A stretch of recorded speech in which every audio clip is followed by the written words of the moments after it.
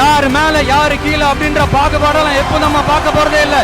நம்மளை பொறுத்த வரைக்கும் நம்ம எல்லாருமே ஒண்ணுதான், நம்ம எல்லாருமே சமம் தான். அதனால என் நெஞ்சில் கொடி இருக்கும்.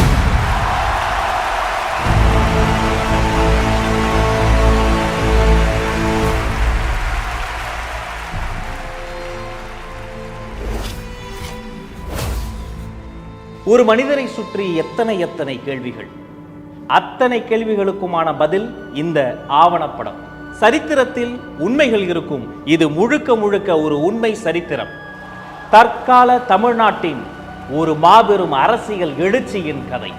இது ஒரு வரலாறு, வெறும் வாழ்க்கை வரலாறு அல்ல. கோடிக்கணக்கான மக்களின் வாழ்க்கையை மாற்றப் போகிற மனிதரின் வாகை வரலாறு. மாற்று அரசியல் என்ற பெயரில் செய்யும் ஏமாற்று அரசியல் மத்தியில் உண்மையான ஒரு மாற்று அரசியலை முன்னெடுக்கும் மனிதரின் வரலாறு. எத்தனையோ சக்திகள் இருக்கின்ற போதும் அத்தனை சக்திகளையும் தாண்டி மக்கள் சக்தி துணையோடு இந்த தமிழ் நிலப்பரப்பில் வெல்ல போகிற முதன்மை சக்தியாக வரப்போகிற மா மனிதரின் மகத்தான வரலாறு.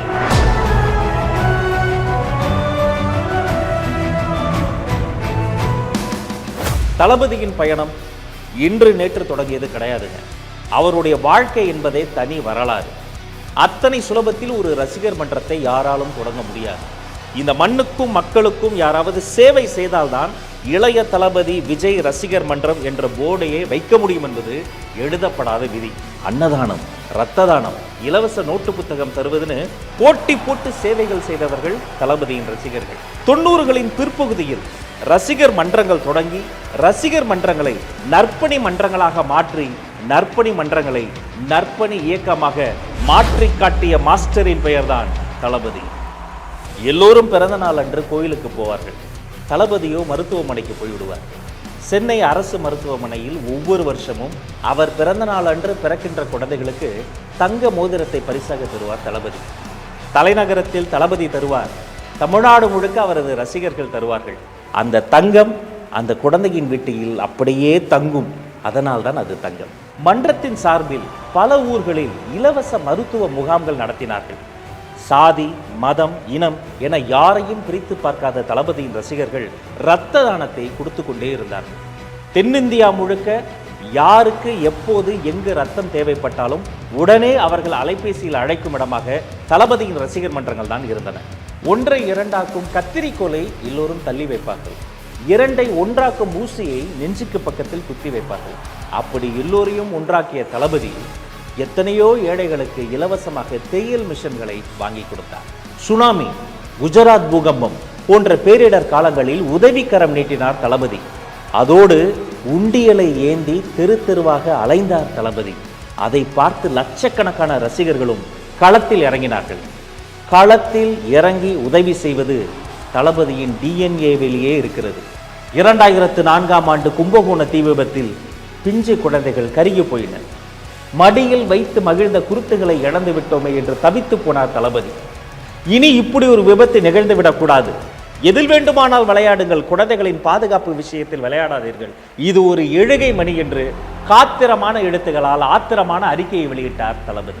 உணவு உண்ணும் ஒவ்வொருவரும் கொண்டாடும் ஒரு விழா பொங்கல் திருவிழா. அதை ஒட்டி இந்திய அரசு வெளியிட்ட சிறப்பு தபால் தலை. 2006ஆம் ஆண்டு அதை வெளியிட்டது அன்றைய பிரதமர். அதை முதலில் பெற்றுக்கொண்டது நம்முடைய தளபதி. இஸ்திரி போடும் தொழிலாளியின் வயிற்றில் சுருக்கங்கள் என்ற ஒரு ஹைக்கூ கவிதை இருக்கிறது. ஒரு இஸ்திரி பெட்டி என்பது பல பேர் குடும்பத்தையே மாற்றக்கூடியது. அந்த இஸ்திரி பெட்டியில் தொடங்கி மிதிவண்டியில் இருந்து மாற்றுத்திறனாளிகளை சமூகத்தின் மாற்றும் திறனாளியாக மாற்றக்கூடிய முச்சக்கர வண்டிகளில் இருந்து நோட்டு புத்தகத்தில் இருந்து அரிசி பருப்பில் இருந்து எத்தனையோ உதவிகளை தாராளமாய் கிள்ளி அள்ளி அள்ளி கொடுத்தவர் தான் நம்முடைய தலைவர் தளபதி. தொடர்ச்சியான சமூக சேவைகளின் பின்னர் மன்றம் இயக்கமாக மாறியது. நமக்கென்று ஒரு தனித்த அடையாளம் வேண்டும் என்பதற்காக தனி கொடியை அறிமுகம் செய்தார் தளபதி. ரசிகர்களுக்கு இதயத்தில் இடத்தை கொடுத்தார், உதவி செய்யும் குணத்தை கொடுத்தார், அவர்களுக்கென்று அன்றே தனி கொடியையும் கொடுத்தார். அதுதான் உழைத்திடு, உயர்ந்திடு, உன்னால் முடியும்.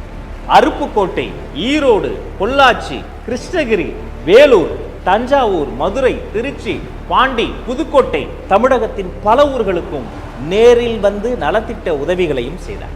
ஹீரோவா ஜீரோவா என்ற விழிப்புணர்வு காணொளியில் நடித்து கல்வி சார்ந்த முன்னெடுப்பிற்கு உறுதுணையாக நின்றார். மைதானத்தில் மட்டுமல்ல, படிப்பிலும் கில்லியாக இருக்க வேண்டும் என்று பள்ளி கல்வி முக்கியத்துவத்தை மாணவர்களுக்கு சொல்லிக் கொடுத்தார். 2008ஆம் ஆண்டு காலத்தின் கருப்பு பக்கங்கள். தொட்டுவிடும் தூரத்தில் தொப்புள் குடி தமிழர்கள் கொத்து கொத்தாய் செத்து கொண்டிருந்தார்கள். துடித்து போனார் தளபதி. சேப்பாக்கத்தில் உண்ணாவிரத போராட்டத்தை தொடங்கினார். தமிழ்நாடு முழுக்க தலைவரை பின்பற்றும் அவருடைய ரசிகர்கள் 37 இடங்களில் உண்ணாவிரத போராட்டத்தை தொடங்கினார்கள். பின்குறிப்பு: இது ஒரு உண்மையான உண்ணாவிரத போராட்டம். ஈழத் தமிழர்களுக்காக நடைபெற்ற நடிகர் சங்க போராட்டங்களில் ஒன்றில் மேடையேறிய தளபதி பிரதமருக்கு தந்தியடிக்க சொன்னார். ஒரே இரவில் பிரதமருக்கு 25,000 தந்திகள் பறந்தன. ஒரு கல்வி சாலை திறக்கப்படும் போது ஒரு சிறைச்சாலை மூடப்படுகிறது என்பார்கள். ஏழை மாணவர்களுக்காக ஓசூரில் இலவச பள்ளிக்கூடத்தை திறந்து வைத்தார் தளபதி. யாரும் மற்ற மக்களுக்கு நான் இருக்கிறேன் என்பார் தளபதி. அந்த காலகட்டத்தில் எத்தனையோ ஏழை பெண்களுக்கு அன்னை இருக்க வேண்டிய இடத்தில் அண்ணனாக அவர் இருந்து 51 சீர்வரிசைகள் தந்து பற்பல ஊர்களில் எத்தனையோ இலவச திருமணங்களை நடத்தி வைத்த தலைவர்தான் நம்முடைய தளபதி. உலகமே ஒரு உருண்டை என்பார்கள். அந்த உருண்டையை ஒரு சதுரத்துக்குள் அடைத்து விட்டார்கள். அதுதான் கம்ப்யூட்டர். எத்தனையோ ஏழை குழந்தைகளுக்கு அது எட்டாக்கனியாகவே இருந்தது. அதை உணர்ந்துதான் தமிழ்நாடு முழுக்க எங்கெல்லாம் முடியுமோ அங்கெல்லாம் இலவச கணினி மையங்களை திறந்து வைத்தார் தளபதி. மாணவர்கள் பிரச்சனை மட்டுமா, மீனவர்களின் பிரச்சனைக்கும் களத்தில் இறங்கினார் தளபதி. எல்லோரும் மீனை சுட்டு சாப்பிடுவார்கள். இலங்கை கடலில் தமிழ் மீனவர்களை சுட்டு கொன்று கொண்டிருந்தார்கள். அதை கண்டித்து அதே ஆண்டு நாகப்பட்டினத்தில் பொதுக்கூட்டம் நடத்தினார் தளபதி. அந்த நாகப்பட்டினம் பொதுக்கூட்டத்தினுடைய தலைப்பு என்ன தெரியுமா? பனைமர படகு பாடையாகும் கொடுமை. அந்த கூட்டத்தில் தான் தளபதி பேசினார். புலியை முரத்தால் அடித்து விரட்டிய புறநானூற்று தமிழச்சியின் தாய்ப்பால் குடித்த பரம்பரையில் பிறந்தவர்கள் நாங்கள் புலி குட்டிகள் என்று உருமினார். அந்த காலகட்டத்தில் தான் தமிழ்நாடு சட்டமன்ற தேர்தல் வருகிறது. அன்றைய சூழலை அலசி ஆராய்ந்து துணிச்சலாக ஆளும் கட்சிக்கு எதிராக நமது இயக்கத்தின் சார்பில் பல்வேறு பணிகள் மேற்கொள்ளப்பட்டன. அரசியல் நாகரிகத்தை எப்போதும் கடைபிடிக்கும் தளபதி தேர்தலுக்கு பின்னர் முதலமைச்சரையும் நேரில் பார்த்தார், எதிர்க்கட்சி தலைவரையும் நேரில் பார்த்தார். இன்று அரசியல் பேசும் பலரும் அன்று பள்ளிக்கூடம் படித்துக் கொண்டிருந்த காலத்திலேயே தனது ரசிகர்களுக்கு அரசியல் பாடங்களை கற்றுக் கொடுத்தவர் தளபதி. அடுத்து சேலத்தில் இயக்கத்தின் பொதுக்கூட்டம். அங்கு பேசும்போது முக்கியமான ஒரு செய்தியை சொன்னார் தளபதி. நான் மருத்துவமனைக்கு போய் மோதிரம் போடுவது பெரிய விஷயம் இல்லை. என் ரசிகர்கள் நீங்கள் மருத்துவமனைகளுக்கு சென்று மோதிரம் தருகிறீர்களே, இது ரொம்ப பெரிய விஷயம். இத்தனை நாட்கள் உங்களால் நான் வளர்ந்தேன், இனி என்னால் நீங்கள் வளர்வீர்கள் என்று அன்றே சொன்னார் தளபதி. ஒரு பக்கம் படப்பிடிப்பு, இன்னொரு பக்கம் நலத்திட்ட உதவிகள் என்று தொடர்ந்து செயல்பட்டு கொண்டே இருந்தார் தளபதி. தானே புயலால் பாதிக்கப்பட்ட கடலூருக்கு நேரில் வந்து நிவாரண உதவிகளை செய்தார். தமிழ்நாட்டின் பல ஊர்களுக்கும் நேரில் சென்று மக்களை சந்திப்பது தளபதியினுடைய பழக்கம். மதுரைக்கு சென்று வேலாயுதம் படத்தின் பாடல் வெளியீட்டில் பங்கேற்றார். அன்றே கூடிய கூட்டத்தை பார்த்து திக்குமுக்காடி போனது காவல்துறை. நெஞ்சில் குடியிருக்கும் 2012ஆம் ஆண்டே கல்வி விருதுகள் கொடுத்து மாணவர்களை ஊக்கப்படுத்தினார். விளம்பரமே இல்லாமல் வேலைகளை செய்து கொண்டே இருப்பது தளபதியினுடைய வழக்கம். வெறும் சினிமா மட்டுமல்ல, தன்னுடைய ஒவ்வொரு அசைவிலும் சமூக கருத்தை ஆழமாக பதிவு செய்து கொண்டே வந்தார் தளபதி. தன்னை உருவாக்கிய சினிமா துறைக்கு சேவை வரி எத்தனை சுமையானது என்பதை உணர்ந்து அதை எதிர்த்து அன்றே பிரதமருக்கு கடிதம் எழுதினார் தளபதி. நண்பன் படத்தின் பாடல் வெளியீட்டு விழாவை கோவையிலும், கத்தி படத்தின் 50வது நாள் விழாவை நெல்லையிலும் நடத்தி அந்தந்த ஊர் மக்களை அந்தந்த ஊருக்கே போய் சென்று சந்தித்தவர் தான் தளபதி. சிவகாசி, திருநெல்வேலி, ஈரோடு, புதுக்கோட்டை, திருச்சி, மதுரை, விழுப்புரம், பாண்டிச்சேரி என தமிழகம் முழுக்க பல ஊர்களுக்கு நேரில் வந்து நலத்திட்ட பணிகளை செய்தவர் தான் தளபதி. டிமானிட்டைசேஷன், இதை அறிவித்த உடனே பலரும் சில்லறையை சிதற விட்டாங்க. எதையும் பொறுமையாக நிதானமாக அணுகக்கூடிய நம்முடைய தளபதி சில நாட்கள் பொறுத்திருந்து ஆராய்ந்து ஊடகங்களை சந்தித்தார். நோக்கம் சரியாக இருந்தாலும் அதன் தாக்கம் எவ்வளவு மோசமாக இருக்கிறது என்று துல்லியமாக சுட்டிக்காட்டினார். ஒரு நோக்கம் பெருசாக இருக்கும்போது அதுக்கான பாதிப்புகள் கொஞ்சம் இருக்க தான் செய்யும். ஆனால் என்ன ஒன்று, அந்த பாதிப்புகள் வந்து அந்த நோக்கத்தோடு அதிகமாகிடக்கூடாது அப்படின்றது தான் நம்ம பார்த்துக்கணும். நான் ஆச்சரியப்பட்டு வியந்து போகிற விஷயமே, எந்த பிரச்சனையிலும் எந்த காலகட்டத்திலும் இந்த மனுஷன் எடுத்த ஸ்டாண்ட் ஒருபோதும் தவறாக போனதே இல்லைங்க. மெர்சல் திரைப்படத்தின் தருணத்தை யாரால் மறக்க முடியும்? ஒரு மதிப்பிற்குரிய அரசியல் தலைவர், இவர் விஜய் அல்ல ஜோசப் விஜய் என்று சொல்லி புலனாய்வு புலியா மாறி ஆதார் கடையெல்லாம் வெளியிட்டார். அதே நாள் ஜோசப் விஜய் என்று பெயர் போடப்பட்ட லெட்டர் பேடிலேயே ஆமா நான் ஜோசப் விஜய் தான் என்று சொல்லும் விதமாக பதிலடி தந்தார் தளபதி. சினிமா என்பது ஒரு மொழி கலாச்சாரத்தினுடைய வெளிப்பாடு என்று தளபதியை ஆதரித்து மதிப்பிற்குரிய திரு ராகுல் காந்தி அவர்கள் ட்வீட் செய்தார். பனிநாடுகளில் மனிதனுக்கு துணையா வேட்டை நாய்கள் உண்டு, பாலைவனங்களில் மனிதனுக்கு துணையா ஒட்டகங்கள் உண்டு. எந்த துணை விலங்குக்கும் யாரும் விழாக்கள் எடுப்பதில்லை. உழவுக்கு துணையா இருக்கிற மாட்டுக்கும் சேர்த்து மாட்டு பொங்கல் கொண்டாடக்கூடியது தமிழினம். அந்த மாட்டுக்கு நீதி கேட்டு மனிதர்கள் போராடியது தான் 2017 ஜல்லிக்கட்டு போராட்டம். பல லட்சம் மாணவர்களோடு களத்தில் போய் அமர்ந்து அந்த போராட்டத்திலும் பங்கெடுத்து தரையில் அமர்ந்து தன்னால் அது திசை திரும்பி விடக்கூடாது என்பதற்காக முகத்தில் ஒரு கர்ச்சீஃபை கட்டிக்கொண்டு பீட்டா என்ற ஒரு பன்னாட்டு அமைப்புக்கு எதிராக துணிச்சலாக வீடியோவும் வெளியிட்ட உணர்வுமிக்க லீடர் நம்முடைய தளபதி. இது சம்பந்தமாக கைது செய்யப்பட்டவங்களை வெளியே அனுப்பிட்டா நான் சந்தோஷப்படுவேன். இவ்வளவுக்கும் காரணமான அமைப்பை வீட்டுக்கு அனுப்பிட்டா தமிழ்நாடு சந்தோஷப்படுவேன். +2 பப்ளிக் எக்ஸாமில் 1200க்கு 1176 மார்க்குகளை வாங்கி குவித்த அரியலூர் அனிதா மருத்துவர் ஆக முடியவில்லை. நீட் என்ற ஒரு தேர்வு அரியலூர் அனிதாவை கொன்றது. அரியலூர் அனிதாவின் வீட்டிற்கே நேரில் சென்றார் தளபதி. நானும் ஒரு தங்கையை பறிகொடுத்தவன் தான், அனிதாவும் என்னுடைய தங்கை தான் என்று அவர்கள் துக்கத்தில் பங்கெடுத்து துணையாக நின்றார் தளபதி. நமக்கெல்லாம் வாழ்க்கையில் என்றாவது ஒரு நாள் வக்கீல் தேவைப்படுவார், ஒரு நாள் மருத்துவர் தேவைப்படுவார். ஒவ்வொரு நாளும் ஒவ்வொரு வேளை உணவையும் உண்ண விவசாயி தான் தினந்தோறும் தேவைப்படுவார். 2017ஆம் ஆண்டு பிகைன் உட்ஸ் நிறுவனம் தளபதிக்கு தங்கப்பதக்கம் தந்தது. அந்த தங்கப்பதக்க மேடையில் கூட தன்னை பற்றி பேசாது இந்த மண்ணை காக்கும் விவசாயிகள் குறித்து பேசினார் தலைவர். நம்ம எல்லாருமே நல்லா இருக்கணும்னு நினைக்கிறவங்க நல்லா இல்லைங்க, விவசாயிங்க. இந்தியா இந்த வல்லரசு ஆகணும், அதாகணும், இதாகணுன்றதெல்லாம் கூட அப்புறங்க. முதல்ல விவசாயிங்க நல்லா வாழ்கிற அரசாக மாறணும். 2018ஆம் ஆண்டு தூத்துக்குடியில் ஒரு ஆலைக்கு எதிராக அப்பாவி தமிழர்கள் 100 நாட்கள் போராடினார்கள். சொத்து சுகத்திற்காக போராடவில்லை, சுத்தமான காற்றுக்காகவும் நிலத்தடி தண்ணீருக்காகவும் போராடினார்கள். 100வது நாள் நீதி கிடைக்கும் என்று அவர்கள் போன இடத்தில் அநீதி கிடைத்தது. தங்கை ஸ்னோலின் உட்பட பலரும் சுடப்பட்டு இறந்தார்கள். இறந்தவர்களின் வீட்டிற்கு பைக்கில் நள்ளிரவில் சென்று அவர்கள் வீட்டின் தரையில் அமர்ந்து உங்களுக்கு நான் இருக்கிறேன் என்று அவர்கள் துக்கத்தில் பங்கெடுத்தார் தளபதி.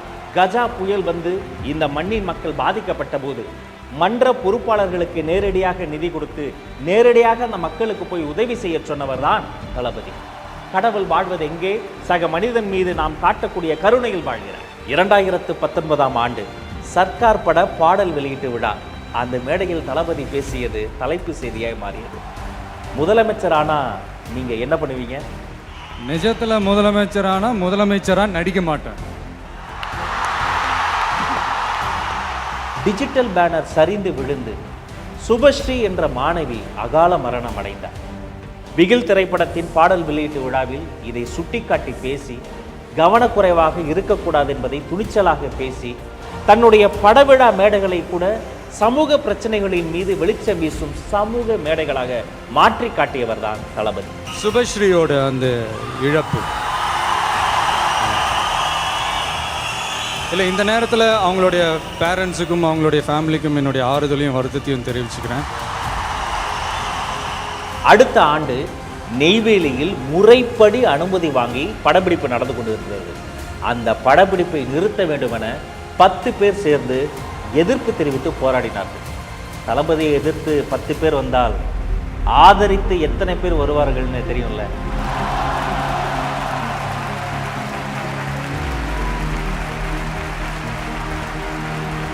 எதிர்ப்புகளாலும் விமர்சனங்களாலும் மேலும் மேலும் வளர்ந்த ஒரு இயக்கம் விஜய் மக்கள் இயக்கம்.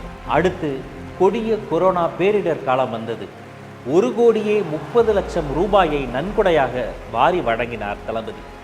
பின்பு கேரளா பெரும் மழை புயலில் வெள்ளத்தில் மிதந்தது. லாரி லாரியாய் நிவாரணப் பொருட்களை அனுப்பி கேரள சகோதரர்களுக்கு கை கொடுத்தார் தளபதி. ஆண்டு 2021 ஊரக உள்ளாட்சி தேர்தல் நடைபெறுகிறது.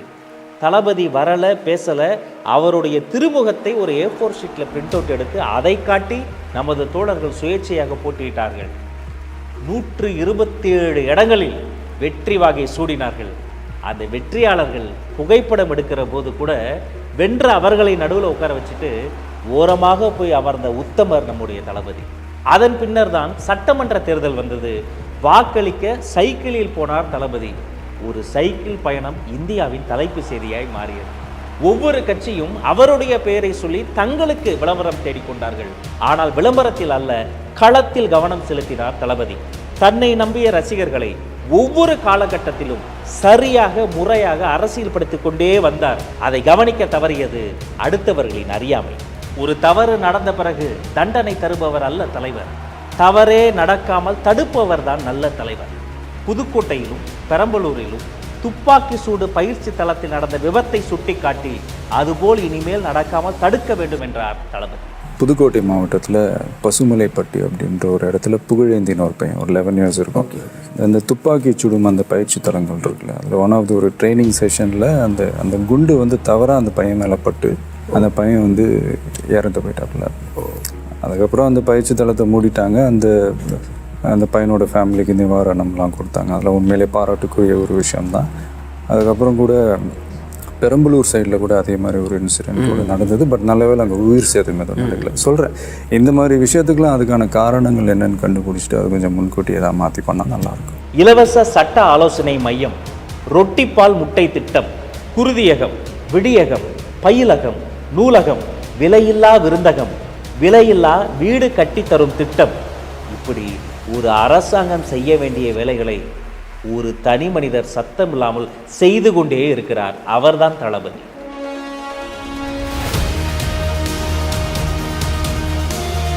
மாணவர்களுக்கு கல்வி விருதுகள் கொடுப்பதற்காக உலகத்திலேயே ஒரு தலைவர் 14 மணி நேரம் தொடர்ச்சியாக நின்றார் என்றால் அதுதான் தளபதி.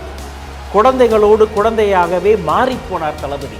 நல்ல மதிப்பெண் வாங்கினா அவரை நேரில் பார்த்து தொட்டு பரிசு வாங்க முடியும் என்ற நம்பிக்கையை விதைத்தவர் தளபதி. அவர் யாரோ தலைவர் கிடையாது, எங்க அண்ணன், நம்ம தளபதி என்று குழந்தைகள் கொண்டாடினார்கள். நீ படிக்கவே கூடாது என்று நாங்குநேரியில் ஒரு மாணவனின் கைகள் வெட்டப்பட்டனவே, அந்த வெட்டப்பட்ட கைகளை நேரில் வரவழைத்து பரிசு கொடுத்து, தம்பி நீ இன்னும் படி, பெரியாரை படி, அம்பேத்கரை படி என்று மாணவர்களை நல்வழிப்படுத்துகிற தலைவர் நம்முடைய தளபதி. நெல்லை மாவட்டமே மழை வெள்ளத்தில் மூழ்கிய போது அங்கு நேரில் சென்று நிவாரண பணிகள் செய்தார் தளபதி. ஒரு பக்கம் நெல்லை மாவட்டம் மழை வெள்ளத்தில் மூழ்கியது, இன்னொரு பக்கம் தளபதி மக்களின் அன்பு வெள்ளத்தில் மூழ்கினார். இப்படி நீண்ட நெடிய காலம் சமூக சேவை செய்து அரசியல் களத்தில் பயணம் செய்து தன் தொண்டர்களை பக்குவப்படுத்தி அவர்களை இன்னும் பலப்படுத்தி தன்னுடைய உச்சத்தில் இருந்த ஒரு இடத்தை தாண்டி மக்களுக்கு நல்லது செய்ய வேண்டும் என்பதற்காக தளபதி விஜய் களத்தில் குதித்த நாள் February 2, 2024 விஜய் மக்கள் இயக்கம் தமிழக வெற்றி கழகமாக உருமாறியது. பொதுக்குழு செயற்குழு கூடி பேசி புதிய கட்சியாக, புதிய சக்தியாக இந்தியாவில் பதிவு செய்யப்பட்டது. இணையமே ஸ்தம்பித்து போகின்ற வகையில் இளைஞர்களும் குடும்ப தலைவிகளும் பெண்களும் தமிழக வெற்றி கழகத்தில் தங்களை உறுப்பினர்களாக சேர்த்து கொண்டார்கள். உலகமே ஆவலோடு எதிர்பார்த்து காத்திருந்த தமிழக வெற்றி கழகத்தின் கட்சி கொடியை தளபதி அறிமுகம் செய்தார். வாகைப்பூ சூடி இரட்டை போர் யானைகள் கம்பீரமாக நிற்கும் தாவேக்கா கொடியை ஒரு குழந்தையை போல கையில் ஏந்தி காட்டினார் தளபதி. அந்த குழந்தைதான் வீதிதோறும், தமிழ்நாட்டின் வீடுகள் தோறும் பட்டொலி வீசி என்று பறந்து கொண்டிருக்கிறது. சேலம் அருகே கட்சியின் பொறுப்பாளர்களுக்கு ஒரு நாள் அரசியல் பயிலரங்கம் நடத்தப்பட்டது. பயிலரங்கத்தில் அவர்கள் எப்படி இருந்தார்கள்? பயிலரங்கத்தில் பங்கேற்ற தொண்டர்கள் இராணுவ கட்டுப்பாட்டோடு இருந்தார்கள் என்று உரக்க சொல்லினார்கள் ஊடகங்கள். புதுச்சேரி சிறுமிக்கு நடந்த பாலியல் வன்கொடுமை முதல் ஒன்றிய அரசின் பட்ஜெட் நிறைக்குறைகள் வரை பேசினார். கள்ளக்குறிச்சியில் கள்ளச்சாராயத்தால் அப்பாவி மக்கள் கொத்து கொத்தாய் செத்து உயிருக்கு போராடிய களத்திற்கே நேரில் வந்து பார்த்து ஆறுதல் கூறினார். சிங்கத்தின் குகைக்கே சென்று சிங்கத்தை சந்திப்பதைப் போல தந்தை பெரியாரின் பிறந்த நாள் அன்று பெரியார் திடலுக்கே சத்தமில்லாமல் சென்று பெரியார் சிலைக்கு மரியாதை செய்தார் தளபதி. நமது முதல் மாநில மாநாடு, கழகத்தின் கொள்கை திருவிழா, 50 கொள்கை தலைவர்களை அறிவித்து அரசியல் உலகத்தை அதிர வைத்தார் தளபதி. தமிழ் நிலப்பரப்பில் பெண் தலைவர்களை கொள்கை தலைவர்களாக பிரகடனம் செய்து வந்த ஒரே கட்சி தமிழக வெற்றி கழகம். காசு கொடுத்து பிரியாணி கொடுத்து கூடிய கூட்டம் அல்ல, அன்பு கொடுத்த தளபதிக்காக லட்சக்கணக்கில் திரண்ட கூட்டம். This is a mass gathering, not for cash, but for a good cause. வெறும் மேடையில் இருந்தல்ல, இதயத்தில் இருந்து பேசினார் தளபதி. இதயங்களோடு பேசினார் தளபதி. அந்த மேடை பேச்சை பார்த்து பல அரசியல் கூடாரங்களுக்கு குளிர் ஜுரமே வந்துவிட்டது. அரசியல் வரலாற்றை புரட்டி போட்ட வெற்றி சாலை விக்கிரவாண்டியின் வி சாலை. அந்த விக்கிரவாண்டி வி சாலையில் தளபதி ஏற்றிய வெற்றி கொடி இன்றும் கம்பீரமாய் பறந்து கொண்டே இருக்கிறது. எனக்கு தெரிந்து ஒரு அரசியல் கட்சி கொடி அங்கு பறக்கிறது. ஆனால் அந்த பக்கத்தை கடந்து போகிற பொதுமக்கள், பாமர மக்கள் அங்கு நின்று ரசித்து ஒரு புகைப்படத்தை எடுத்து செல்கிறார்கள் என்று சொன்னால் அந்த கொடி விக்கிரவாண்டியில் மட்டுமல்ல, தமிழக மக்களின் இதயங்களில் பறந்து கொண்டிருக்கிறது. ஒரு நல்ல தலைமை பண்பு என்பது தவறை சுட்டி காட்டுவது மட்டுமல்ல, தக்க சமயத்தில் மக்களை அரவணைப்பது. உலக வரலாற்றிலேயே ஒரு அரசியல் கட்சியினுடைய மாநாட்டிற்கு 1000 அழுத்தங்களுக்கு மத்தியில் நிலம் கொடுத்த விவசாய பெருமக்களை நேரில் அழைத்து அவர்களுக்கு நன்றி சொன்ன நன்றி உணர்வுள்ள ஒரே தலைவர் நம்முடைய தலைவர். அடுத்த மேடை அம்பேத்கரின் அதிரடி மேடை. எல்லோருக்கும் அம்பேத்கர் புத்தக வெளியீட்டு விழாவில் தளபதி மேடை ஏறினார். மணிப்பூரின் கொடுமைகளை குறித்தும் இந்த மனிதர் பேசினார். வேங்கை வயல் என்னும் வேதனை வயலை குறித்தும் இந்த மனிதர் பேசினார். ஒன்றிய அரசுக்கு எதிராகவும் தமிழ்நாடு அரசுக்கு எதிராகவும் சமூக நீதியை பேசினார். இன்னைக்கு மணிப்பூர்ல என்ன நடக்குதுன்னு நம்ம எல்லாருக்குமே தெரியும். சரி, அங்கதான் அந்த அரசு அப்படி இருக்குன்னா இங்க இருக்கிற அரசு எப்படி இருக்கு? இங்க நம்ம தமிழ்நாட்டுல வேங்கை வயல்னு ஒரு ஊர்ல என்ன நடந்துச்சுன்னு நம்ம எல்லாருக்குமே தெரியும். சமூக நீதி பேசுற இங்க இருக்கிற அரசு அதுக்கு எந்த விதமான ஒரு நடவடிக்கை எடுத்த மாதிரியே எனக்கு தெரியலையே. நீங்க உங்களோட சுயநலனுக்காக பல வழிகளில் பாதுகாத்து வரும் உங்கள் கூட்டணி கணக்குகள் அனைத்தும் 2026 மக்களை மைனஸ் ஆக்கி விடுவார்கள். பெஞ்சால் புயலால் பொதுமக்கள் பாதிக்கப்பட அவர்களை நேரில் போய் பார்த்தால் தன்னை பார்க்க பெரும் கூட்டம் வந்து பாதிப்பு அதிகமாகும் என உணர்ந்து தன்மேல் படி வந்தாலும் பரவாயில்லை என்று நேரில் போகாமல் பாதிக்கப்பட்டவர்களை நேரில் வரவழைத்து நிவாரண உதவிகளை செய்தவர்தான் தளபதி. நீங்கள் எத்தனை விமானங்களை கூட உருவாக்க முடியும், ஆனால் ஆற்று நீர் பாசனத்தை நீங்கள் நினைத்தால் கூட உருவாக்க முடியாது. நீர்நிலைகளை, விவசாய நிலங்களை, மண்ணை மலடாக்கும் பரந்தூர் விமான நிலையத்திற்கு எதிர்ப்பு தெரிவித்து களத்திற்கே வந்தார் தளபதி. சொந்த நாட்டு மக்களை ஒரு கட்சி தலைவர் பார்க்க வருவதற்கு எத்தனை தொல்லைகள் கொடுத்தார்கள். அத்தனை தொல்லைகளையும் தாண்டி குரலற்றவர்களின் குரலாக ஓங்கி ஒலித்தார் தளபதி. நீங்க உங்களோட வசதிக்காக அவங்களோட நிக்கிறதும் அவங்களோட நிக்காம இருக்கிறதும், நாடகம் ஆடுறதும் நாடகம் ஆடாம இருக்கிறதும், அது சரி, நம்புற மாதிரியே நாடகம் ஆடுறதுல தான் நீங்க கில்லாடிங்களாச்சு.